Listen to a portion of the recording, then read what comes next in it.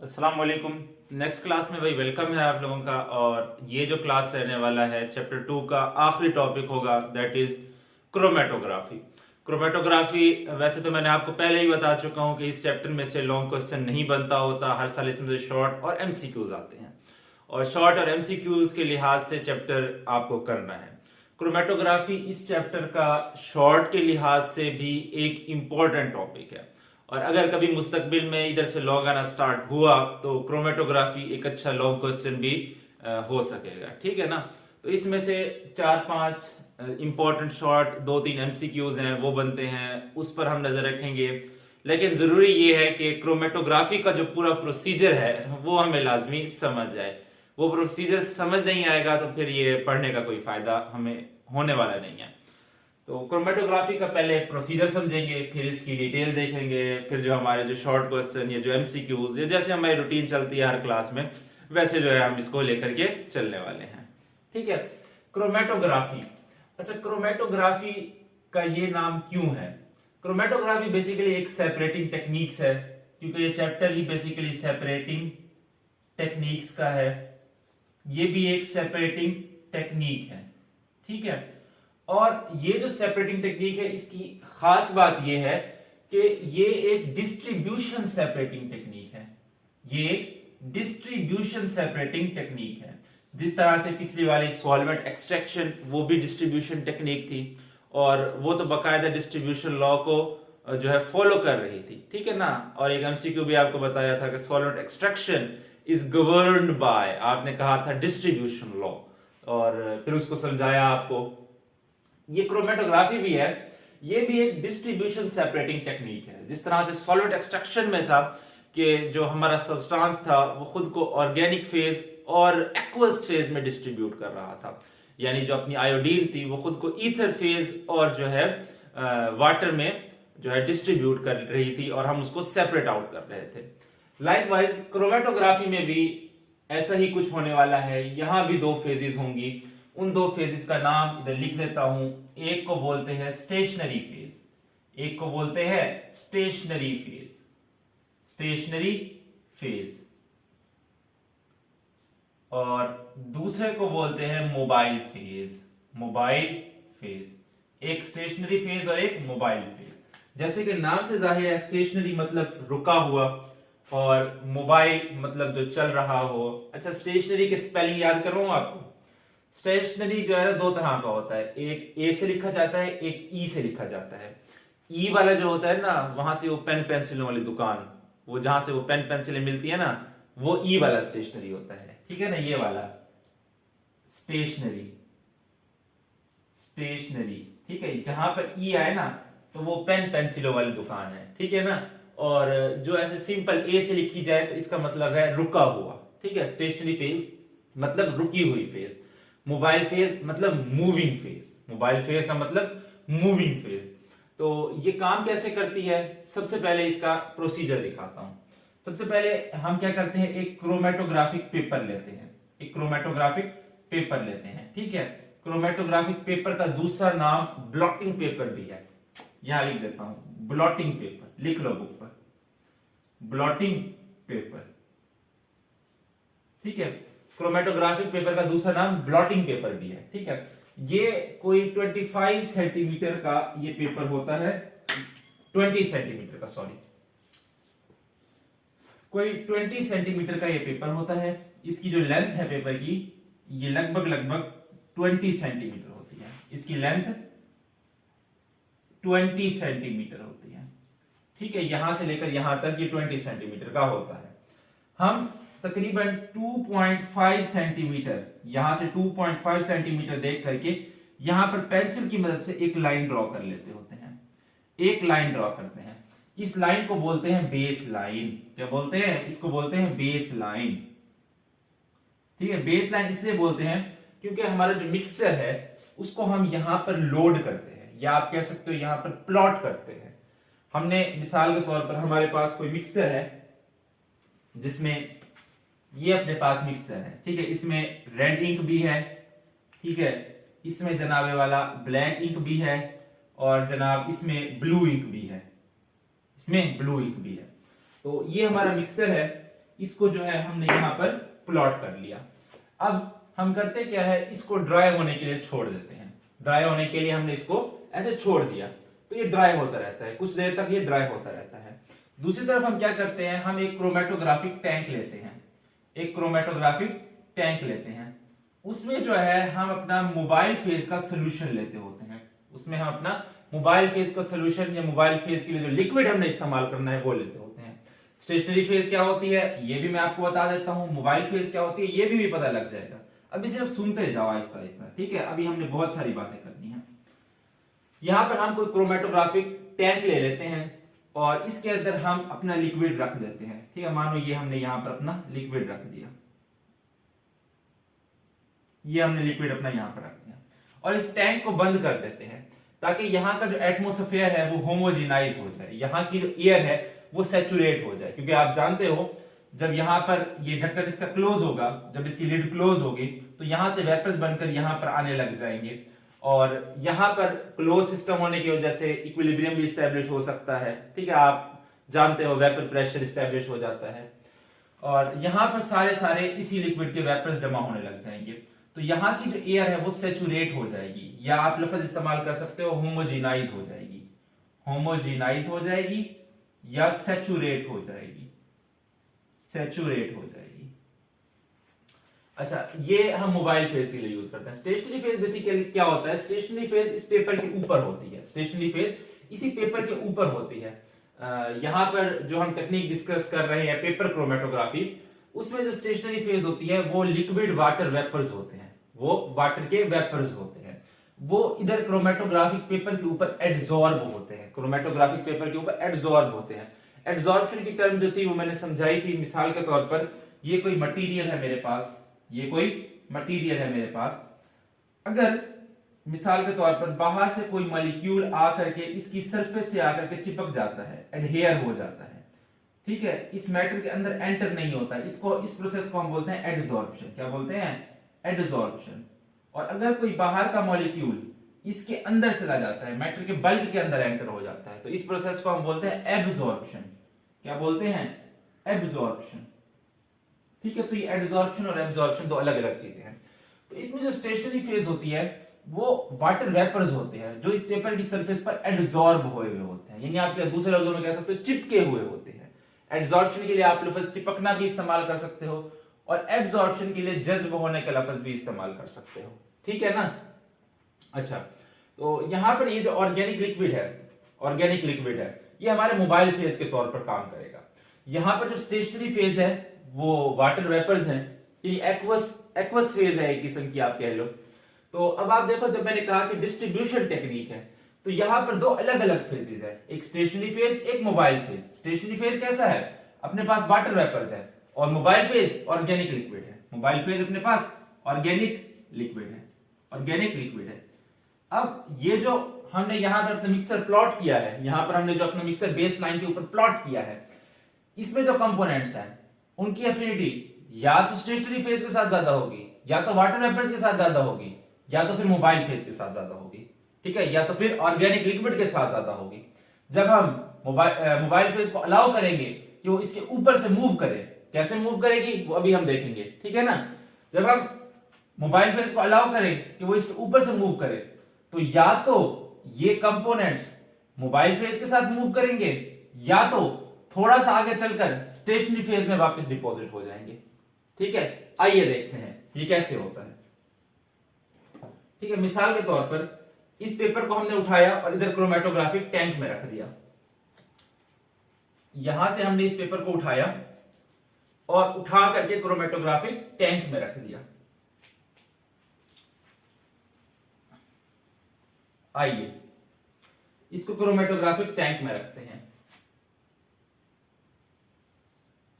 ये मानो हमारा क्रोमेटोग्राफिक टैंक है,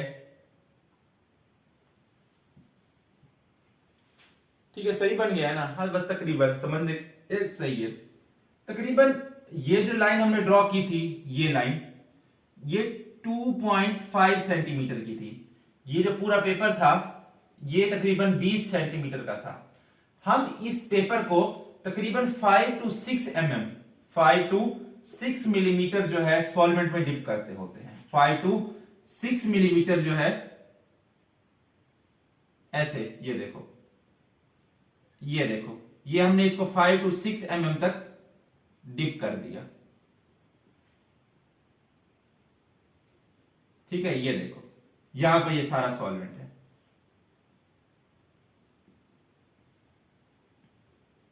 ये 5 to 6 mm पेपर तक हमने जो है इसको इधर सॉल्वेंट में डिप कर दिया। ठीक है, ये कितना है 5 to 6 mm। ये बोर्ड में एमसीक्यू भी आ जाता है कि आप क्रोमेटोग्राफिक पेपर को जब आप उस पर अपना मिक्सर प्लॉट कर लेते हो या लोड कर लेते हो, उसे आप मोबाइल फेज के लिक्विड में कितना डिप करते हो, तो आप बताओगे 5 to 6 mm, 5 से 6 मिलीमीटर तक डिप करते होते हैं। ठीक है, अब होगा क्या कि ये जो लिक्विड है ये कैपिलरी एक्शन के जरिए से ऊपर मूव करना स्टार्ट करेगा, कैपिलरी एक्शन के जरिए से ऊपर राइज करना स्टार्ट करेगा। ठीक है, तो जैसे जैसे ये ऊपर राइज करेगा तो देखो यहां पर ये जो मिक्सचर है, अब दो बातें हो सकती हैं, या तो उसकी वाटर वेपर्स के साथ अफिनिटी ज्यादा हो, या तो इस मोबाइल फेज के साथ अफिनिटी ज्यादा हो। वाटर वेपर्स अपने पास स्टेशनरी फेज है, स्टेशनरी फेज स्टिल फेज है, और मोबाइल फेज क्या है, दैट इज मूविंग फेज। तो अब देखो ये जैसे ही इसके ऊपर से मूव करेगी, ये कंपोनेंट्स, ये वाले जो कंपोनेंट्स है यहां पर, ये जो मिक्सचर के कंपोनेंट्स हैं, ये मोबाइल फेज के साथ मूव करेंगे, मोबाइल फेज के साथ मूव करेंगे। अब इनमें तीन कंपोनेंट्स थे अपने पास, इनमें अपने पास तीन कंपोनेंट्स थे। कौन कौन से, रेड था, एक ब्लैक था और एक ब्लू था। तो इनमें से जिस कंपोनेंट की अफिनिटी स्टेशनरी फेज के साथ ज्यादा होगी, वो मोबाइल फेज के साथ थोड़ा ट्रेवल करेगा, मिसाल के तौर पर यहां पर ये जो रेड कंपोनेंट था, इसकी अफिनिटी जो है मोबाइल फेज के साथ कम थी और स्टेशनरी फेज के साथ, जो वाटर वेपर्स के साथ ज्यादा थी, तो ये थोड़ा सा आगे चल करके यहां पर ऐसे रुक जाएगा और यहां पर हमें ऐसे स्पॉट मिल जाएगा। अच्छा, मानो फिर जो ब्लैक वाला जो कंपोनेंट था इधर, ब्लैक वाला कंपोनेंट, उसकी अफिनिटी थोड़ी ज्यादा थी, तो वो थोड़ा दूर जाकर के रुकेगा, और जो ब्लू वाला था उसकी अफिनिटी मोबाइल फेज के साथ सबसे ज्यादा थी, तो वो सबसे दूर जाकर के रुकेगा। ठीक है, जब हम देखते हैं कि इस तरीके से हमारे कंपोनेंट सेपरेट हो चुके हैं और ये जो सॉल्वेंट है, ये जो मोबाइल फेज है, ये 75% portion of the paper, 75% portion of the paper तक राइज कर चुकी है, 75% पोर्शन ऑफ पेपर तक राइज कर चुकी है, यानी 3/4 पोर्शन तक राइज कर चुकी है। तो हम क्या करते हैं, इस पेपर को यहां से निकाल लेते हैं, यानी जैसे हमने देखा मिसाल के तौर पर ये 3/4 हिस्सा है, यानी 75% पोर्शन पेपर का है। यहां तक सॉल्वेंट अब राइज कर चुका है और तमाम कंपोनेंट्स हमारे सेपरेट आउट हो चुके हैं। तो फिर हम यहां से ये जो सॉल्वेंट है इसको हटा लेते हैं, यानी ये जो हमारा पेपर है इसको बाहर निकाल लेते हैं और इसको ड्राई होने के लिए रख देते हैं। ठीक है, इसको ड्राई होने के लिए रख देते हैं। मानो ये जी हमने पेपर अपना अलग कर लिया, इसको मिटा दूं,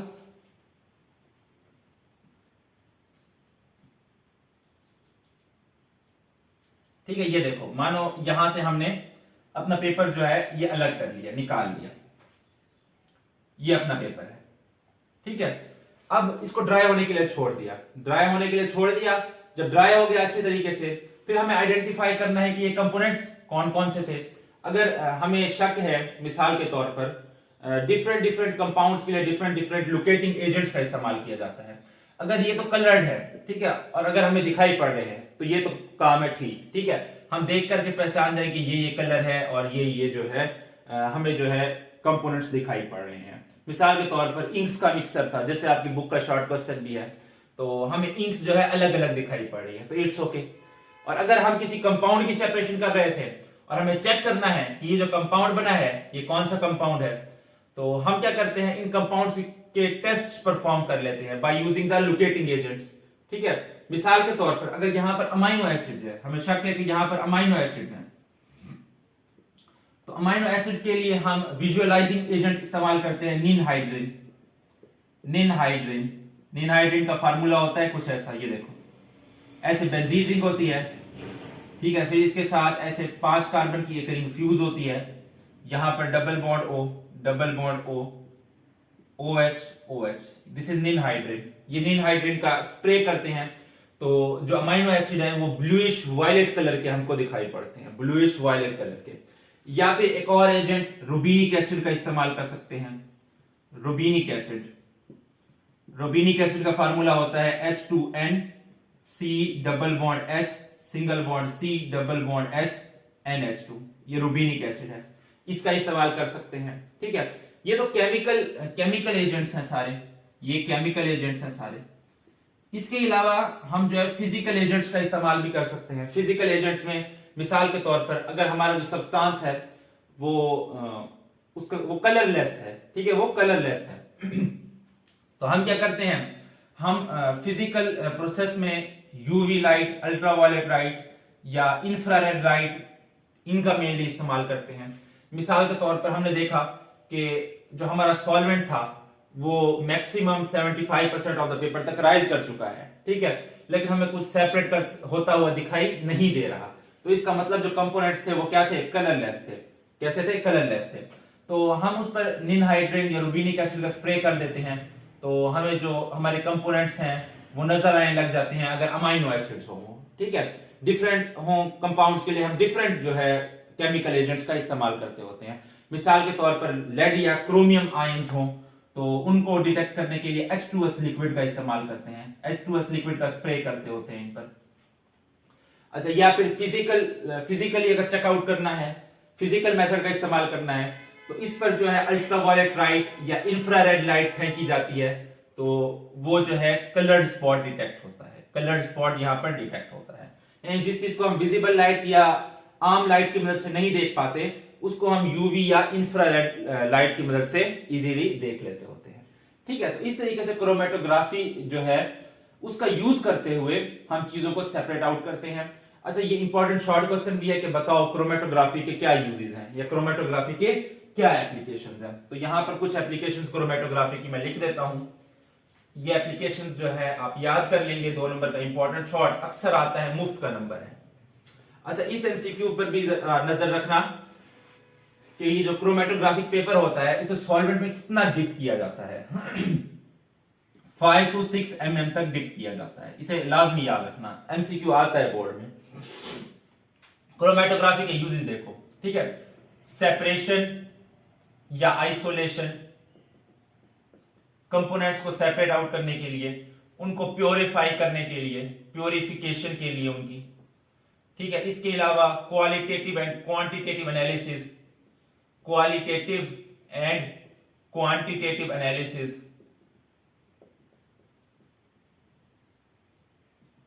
और अगला to check out the purity of a substance, to check out the purity of a substance.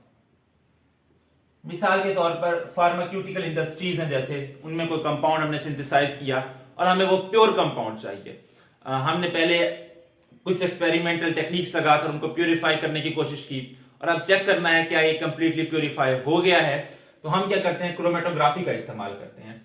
अगर क्रोमेटोग्राफी में ऐसे सिंगल स्पॉट मिले, ठीक है, ऐसे वो हमने अपना सोल्यूशन प्लॉट कर दिया और क्रोमेटोग्राफी परफॉर्म करने पर अगर यहां पर हमें ऐसे सिंगल स्पॉट मिले, एक ही स्पॉट मिले, तो इसका मतलब है कि वो प्योरीफाई है, क्योंकि उसमें एक ही तरह का सब्सटेंस होगा, एक ही स्पॉट मिल रहा है आगे चलकर।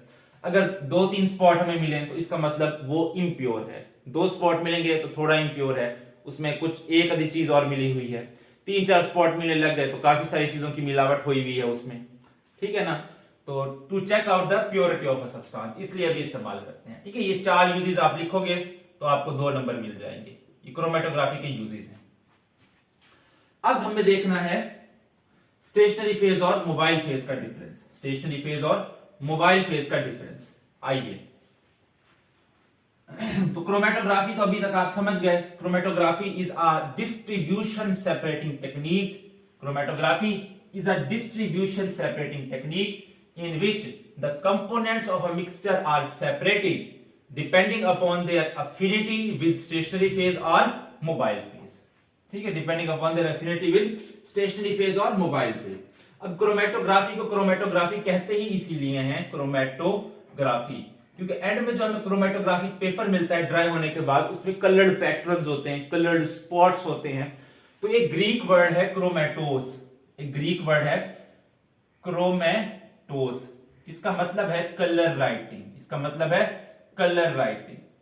तो कलर्ड स्पॉट्स क्योंकि मिलते हैं हमें क्रोमेटोग्राम में, तो इसीलिए उसको हम क्रोमेटोग्राम बोलते हैं, क्रोमेटोग्राम बोलते हैं, क्योंकि जो पेपर होता है अपने पास उस पर कलर्ड स्पॉट्स मिलते हैं, इसलिए उसे क्रोमेटोज से क्रोमेटोग्राम बोलते हैं और इस टेक्निक को क्रोमेटोग्राफी बोलते हैं। ठीक है, ये एक डिस्ट्रीब्यूशन सेपरेटिंग टेक्निक है, ये एक डिस्ट्रीब्यूशन सेपरेटिंग टेक्निक है that involves the separation of a component from a mixture depending upon their affinity with stationary और मोबाइल फेज, स्टेशनरी और मोबाइल फेज। ये बाय नेम आपसे शॉर्ट क्वेश्चन पूछेगा, differentiate between stationary phase and mobile phase. आइए, stationary phase, book पर difference बनाइए, points नहीं बने हुए, और मोबाइल फेज। सबसे पहले आप डिफरेंस दोगे कि still phase is called stationary phase, still phase is called stationary phase, is called stationary phase। और दूसरा आप कहोगे कि mobile phase, moving phase is called mobile phase, moving phase is called mobile phase. ठीक है, और स्टेशनरी फेज के ऊपर से मोबाइल फेज गुजरती है, तो आप कहोगे कि stationary phase is that phase over which the mobile phase passes. Stationary phase is that phase, it is that phase over which mobile phase passes, over which mobile phase passes। और mobile phase के लिए आप बोलोगे it is the phase that passes over the stationary phase, that passes over the stationary phase, over the stationary phase. ठीक है, और book में एक डिफरेंस लिखा हुआ है कि स्टेशनरी फेज जो है सॉलिड हो सकती है और लिक्विड हो सकती है, गैस नहीं हो सकती, जबकि जो मोबाइल फेज है वो लिक्विड या गैस हो सकती है, लिक्विड या गैस हो सकती है।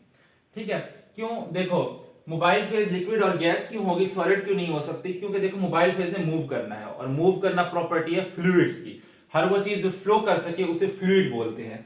लिक्विड और गैसेस ये फ्लूइड्स होते हैं, सॉलिड फ्लूइड नहीं होता। ठीक है ना, तो इसलिए जो मोबाइल फेज है उसमें लिक्विड या गैस होती है, लिक्विड या गैस होती है। सॉलिड फेज जो है वो यहाँ पर जो है अपना काम नहीं कर सकती। अच्छा, और गैसियस फेज भी स्टेशनरी फेज में यूज नहीं हो सकती, इसलिए क्योंकि जो गैसेस के मॉलिक्यूल्स हैं उनमें काफी ज्यादा रैंडम मोशन है। ठीक है, वो क्रोमेटोग्राफिक पेपर के ऊपर रह नहीं सकते। ठीक है, इजीली वो स्टेशनरी फेज में गैस मॉलिक्यूल्स रह नहीं सकते, तो इसलिए जो है स्टेशनरी फेज में गैस मॉलिक्यूल्स का भी इस्तेमाल नहीं होता। इंपॉर्टेंट शॉर्ट है 2 नंबर का, अक्सर पूछता है। ठीक है, राइटिंग तो मेरी कोई खास अच्छी नहीं है, लेकिन फिर भी इसको नोट कर लो। ठीक है, बुक पर ये पहले 2 पॉइंट्स लाजमी लिख लेना, क्योंकि ये ऐसे बुक में नहीं लिखे हुए, और तीसरा पॉइंट जो है वो ये पॉइंट बुक का पॉइंट है, ये लाजमी लिखना। क्लियर बात? अच्छा, अब स्टेशनरी फेज या तो सॉलिड होगी या लिक्विड होगी। ठीक है, अगर स्टेशनरी फेज सॉलिड है, अगर स्टेशनरी फेज सॉलिड है तो इस तरह की क्रोमेटोग्राफी को हम बोलते हैं adsorption chromatography, adsorption chromatography, adsorption chromatography. और अगर स्टेशनरी फेज लिक्विड है तो इस तरह की क्रोमेटोग्राफी को हम पार्टीशन क्रोमेटोग्राफी बोलते हैं, पार्टीशन क्रोमेटोग्राफी बोलते हैं। अभी मैंने एक एग्जांपल जो करवाई वो पार्टीशन क्रोमेटोग्राफी की थी, क्योंकि उसमें जो स्टेशनरी फेज थी वो लिक्विड वाटर वेपर्स थे that were absorbed on the surface of blotting paper और क्रोमेटोग्राफिक पेपर। ठीक है, बात समझ आ गई? एब्सॉर्प्शन और पार्टीशन क्रोमेटोग्राफी का फर्क देखें। आइए,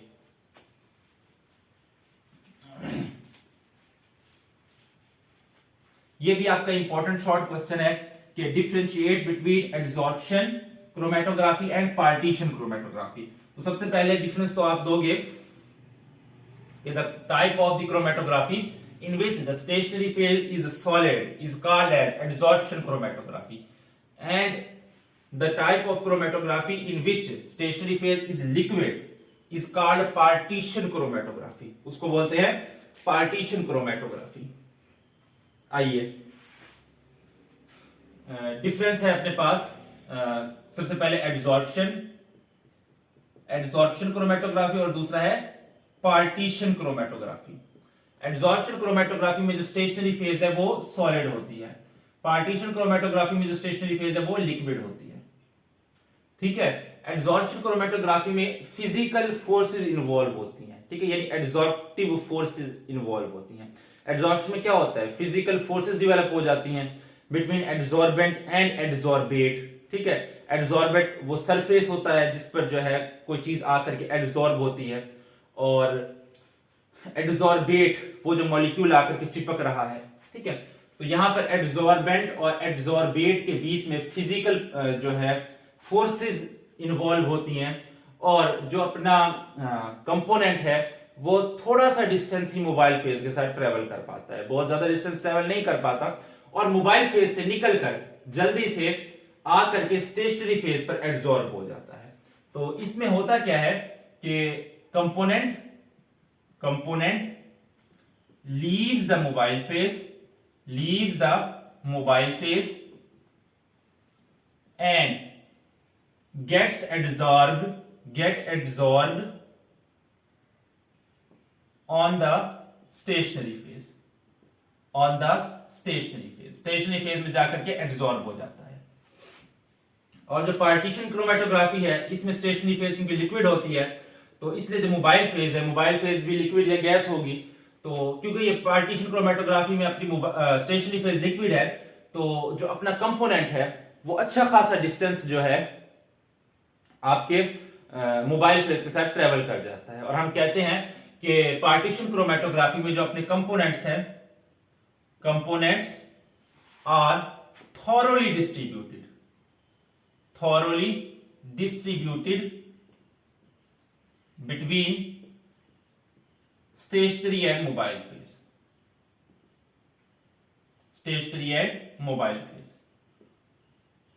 ठीक है, यहां पर फिजिकल फोर्सेस इन्वॉल्व होती हैं। ठीक है, यहां पर no physical forces involved as such. तो यहां पर ये डिफरेंस भी आप क्रिएट कर सकते हो कि फिजिकल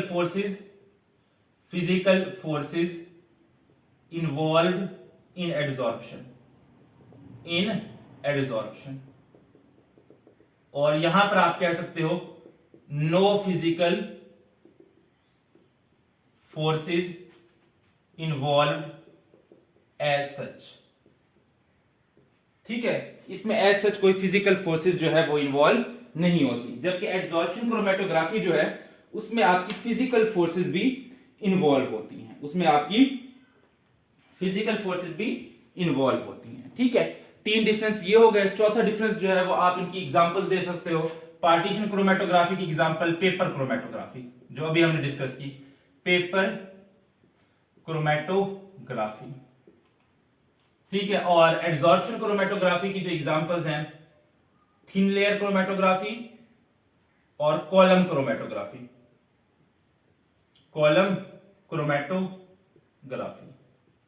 ठीक है, इन सब की डिटेल्स अपनी क्लास में नहीं है, अपने पास सिर्फ पेपर क्रोमेटोग्राफी की डिटेल है।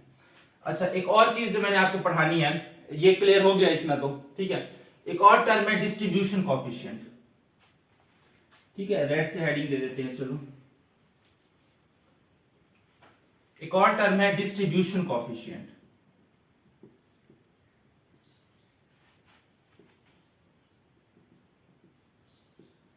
K is equal to CM, K बड़ा ओवर CS। ये बेसिकली डिस्ट्रीब्यूशन कोएफिशिएंट क्या है, मैंने अभी बताया कि जो अपना कंपोनेंट है उसकी एफिनिटी स्टेशनरी फेज से हो सकती है या मोबाइल फेज से हो सकती है। डिस्ट्रीब्यूशन कोएफिशिएंट हमें ये बताएगा कि हमारे कंपोनेंट की जो एफिनिटी है वो मोबाइल फेज से ज्यादा है या स्टेशनरी फेज से ज्यादा है। CM का मतलब concentration of our component in mobile phase and the concentration of component in stationary phase। तो ये देखो, इसको हम ऐसे डिफाइन करते हैं, K is equal to concentration of component in mobile phase divided by concentration of component in stationary phase। वो component जिसकी मोबाइल फेज के साथ अफिनिटी ज्यादा है उसका के क्या होगा, लार्ज होगा। जिसकी मोबाइल फेज के साथ अफिनिटी ज्यादा है उसका डिस्ट्रीब्यूशन कोएफिशिएंट क्या होगा, लार्ज होगा। और जिसकी स्टेशनरी फेज के साथ अफिनिटी ज्यादा है, स्टेशनरी फेज के साथ अफिनिटी ज्यादा है, उसका जो डिस्ट्रीब्यूशन कोएफिशिएंट होगा वो स्मॉल होगा, वो स्मॉल होगा। तो इंपॉर्टेंट शॉर्ट क्वेश्चन आपसे पूछेगा व्हाट इज डिस्ट्रीब्यूशन कोएफिशिएंट। तो आपने बताना है कि it is the ratio of the concentration of component in mobile phase to the concentration of that component in the stationary phase.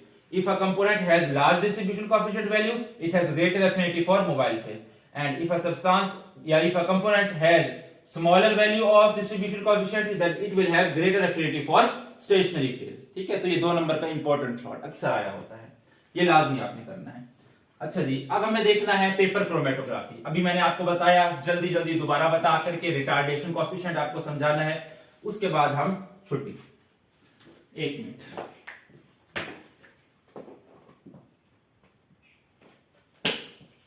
Just minute.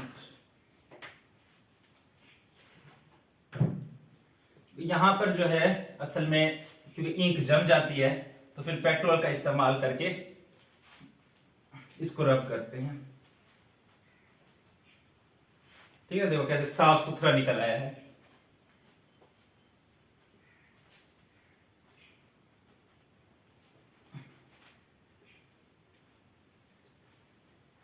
ठीक हो गया।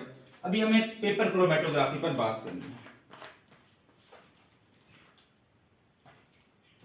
आइए बात करते हैं पेपर क्रोमेटोग्राफी पर।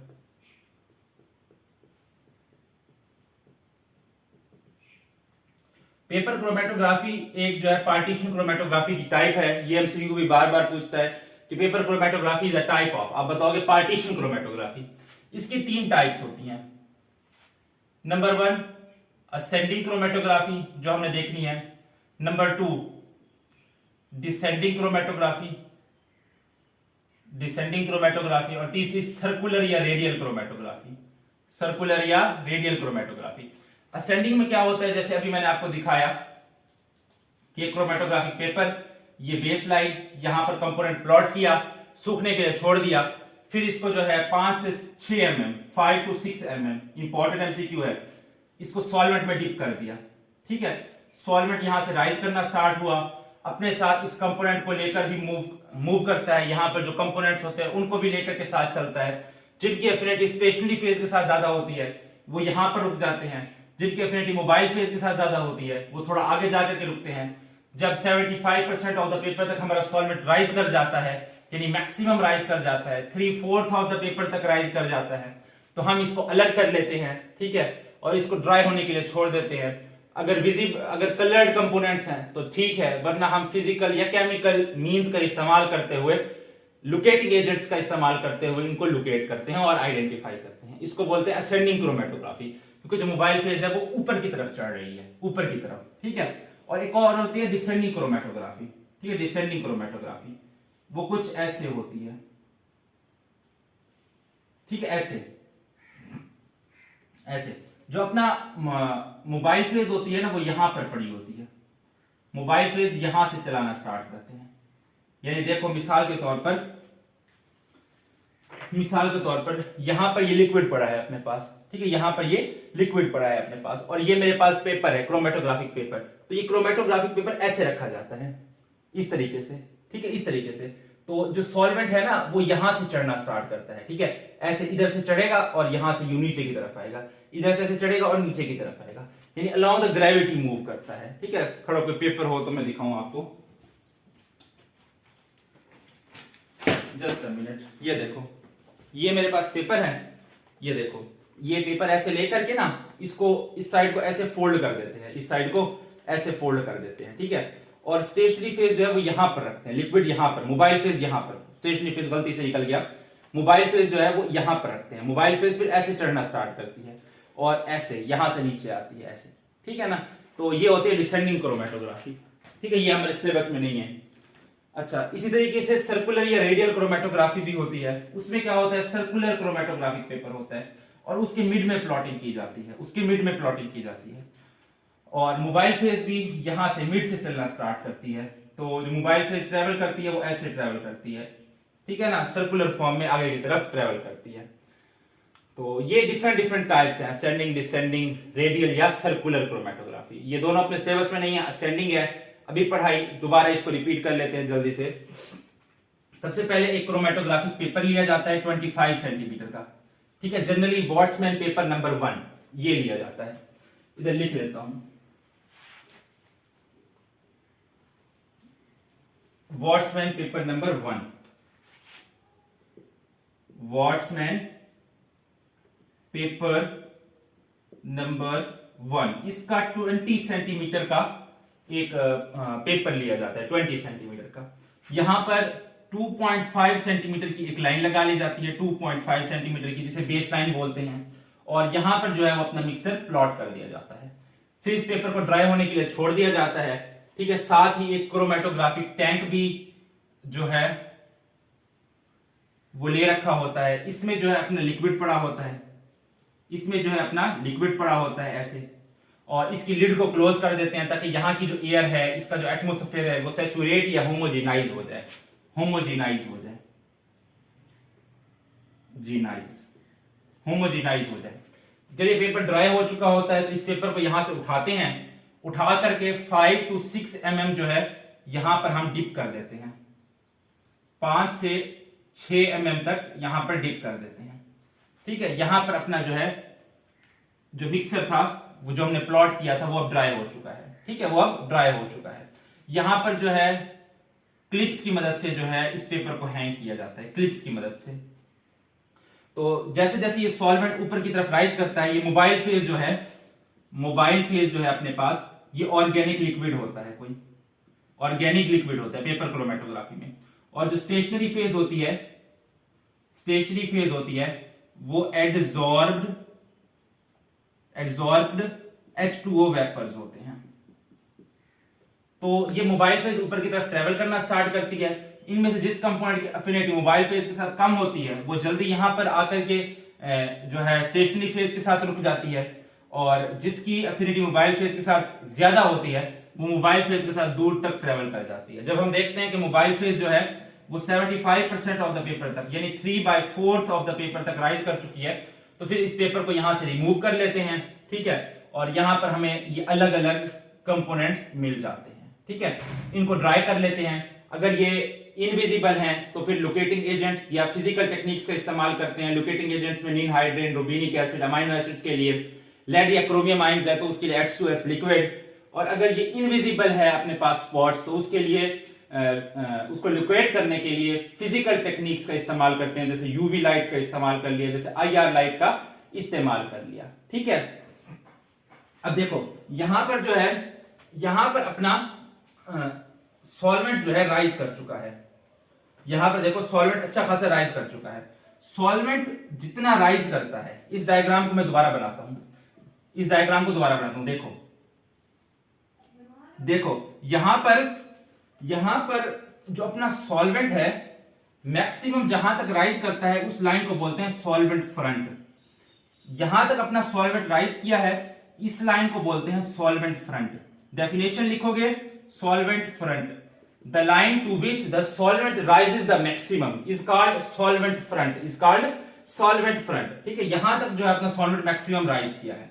इस सॉल्वेंट फ्रंट को और इस बेस लाइन के बीच का जो डिस्टेंस है, सॉल्वेंट फ्रंट और बेस लाइन के बीच का जो डिफरेंस है, इसे y से डिनोट करते हैं, y से डिनोट करते हैं, ठीक है। और यहां पर जो अपने मिक्सर प्लॉट किया था वो अलग अलग हो गया, वो अलग अलग हो गया यहां पर, और यहां से अलग अलग हो गया। तो यहां से मानो ये जो एक कंपोनेंट का डिस्टेंस है बेस लाइन से, ये मानो x है, ठीक है। और ये दूसरा कंपोनेंट है, इसका जो डिस्टेंस है यहां से, ये z है, ये z है। तो एक टर्म होती है स्पेसिफिक रिटार्डेशन कॉफिशिएंट, ठीक है, लिखता हूं स्पेसिफिक रिटार्डेशन कॉफिशिएंट या स्पेसिफिक रिटार्डेशन फैक्टर, इसे आर एफ से डिनोट करते हैं, ठीक है। ये जो आर एफ है ये बेसिकली रेशियो होता है distance travelled by the component from original spot divided by distance travelled bye solvent from original spot यानी बेस लाइन से। ओरिजिनल स्पॉट की जगह आप बेस लाइन का वर्ड भी यूज कर सकते हो, ठीक है ना। बुक में ओरिजिनल स्पॉट का वर्ड यूज है। तो आप बताओगे कि specific retardation coefficient it is the ratio of the distance travelled by the component from the original spot to the distance travelled by the solvent from the original spot. ये और solvent जो distance travel करेगा वो हमेशा ज्यादा होगा। ये देखो, ये आप देख सकते हो यहां पर ये जो y है ये x से भी बड़ा है और ये जो y है ये z से भी बड़ा है, ठीक है। तो इसका मतलब ये जो rf की वैल्यू है, rf की value will always be less than 1, क्योंकि आप बड़ी छोटी वैल्यू ऊपर रखोगे, बड़ी वैल्यू नीचे रखोगे, ठीक है ना।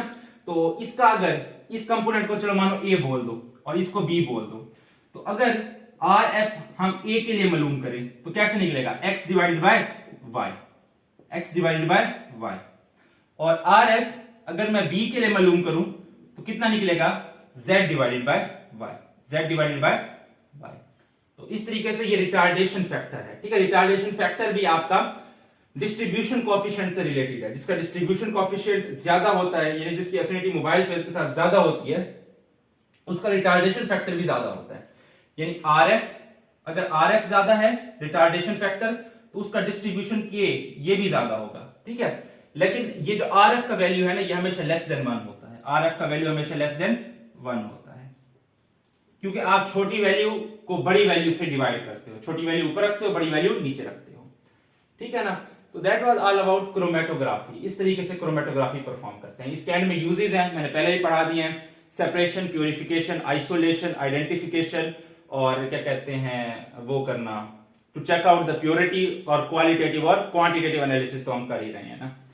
तो ये यूजेस इंपॉर्टेंट है। रिटार्डेशन फैक्टर जो है ये इंपॉर्टेंट शॉर्ट है, ठीक है। एक ये इंपॉर्टेंट, एक distribution coefficient important, differentiate between stationary और मोबाइल फेज इंपॉर्टेंट और डिफरेंशिएट बिटवीन आपका adsorption chromatography and partition chromatography. ये 4 शॉर्ट इंपॉर्टेंट है और इसके साथ वो 2 एमसीक्यूज के पेपर क्रोमेटोग्राफी किसकी टाइप है, पार्टीशन क्रोमेटोग्राफी की, ठीक है। और दूसरा एमसीक्यू के आप क्रोमेटोग्राफिक पेपर को कितना सॉल्वेंट में डिप करते हो, तो 5 से 6 mm डिप करते हैं, 5 से 6 mm डिप करते हैं, ठीक है। और एक और एमसीक्यू आता है कि ये बताओ कि वो एबिलिटी किस बात पर डिपेंड करती है कि जिससे जो हमारे कंपोनेंट्स हैं वो मोबाइल फेज के साथ ट्रेवल करते हैं, ठीक है। The ability on which the travelling of the components with the mobile phase depends. तो 4 ऑप्शन देता है, पूछेगा साइज ऑफ टैंक कि क्रोमेटोग्राफिक टैंक का साइज, दूसरा साइज ऑफ पेपर, तीसरा ऑप्शन देगा टेम्परेचर और चौथा ऑप्शन देगा उनकी आरएफ वैल्यू, ठीक है। आरएफ वैल्यू पर आपने टिक करनी है। अगर आरएफ वैल्यू का ऑप्शन ना हो तो फिर डिस्ट्रीब्यूशन कोएफिशिएंट का ऑप्शन देगा, ठीक है ना। तो the ability on which the movement of the components from the original spot depend is their Rf value, उनकी आरएफ वैल्यू पर डिपेंड करता है, ठीक है ना। तो that was all about today class. इंशाल्लाह अगले क्लास में फिर हम गैसियस स्टेट स्टार्ट करेंगे। तब तक के लिए अल्लाह हाफिज।